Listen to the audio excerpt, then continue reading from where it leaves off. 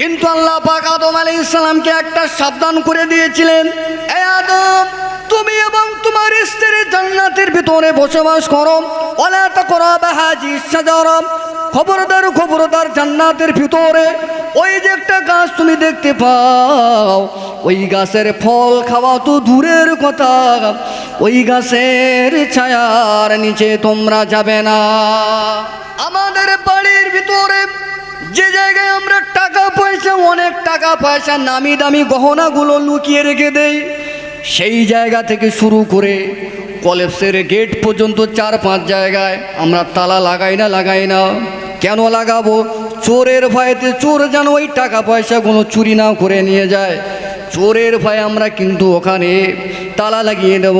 ও মুসলমানেরা, তাহলে আজকের 2025 সালে যদি যুবক ছেলেগুলো পুলিশের ভয়ে যদি মাথায় হেলমেট যদি না থাকে, পুলিশের ভয়ে যদি দূরে থেকে রাস্তায় ব্রেক করে যদি দাঁড়িয়ে যায়, চোরের ভয়ে যদি কলেজের গেটে, সিন্ধুকের গেটে, আলমারির গেটেতে যদি তালা লাগানো হয়, আমার আল্লাহ কোরআনুল কারীমের ভিতরে বললেন, ইন্নাশ শাইতানা লিল ইনসানি আদুউম মুবিন।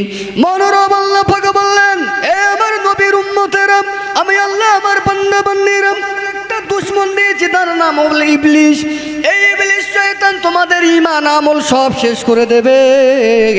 আর এই ইবলিস শয়তানের হাত থেকে বাঁচার জন্য, ঈমানটাকে বাঁচিয়ে রাখার জন্য আমি আল্লাহ আমার ভয়ে তোমার ঈমানের ঘরেতে তালা লাগিয়ে দেবে।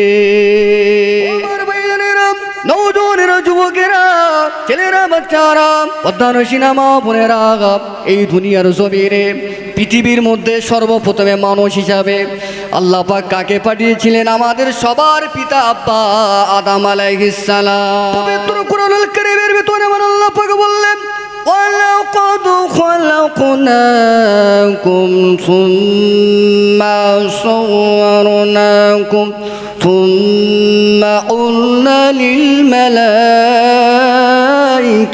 اسْجُدُوا لِآدَمَ فسجدوا إلا إبليس لم يكن من الساجدين। আমি আদমকে সুন্দর আকৃতিতে সৃষ্টি করলাম, সুন্দর রূপ দান করলাম। আদমকে সুন্দর রূপ দান করার পরে আমি আল্লাহ পাক ফারিস্তাদেরকে হুকুম করলাম আদমকে সিজদা করার জন্য।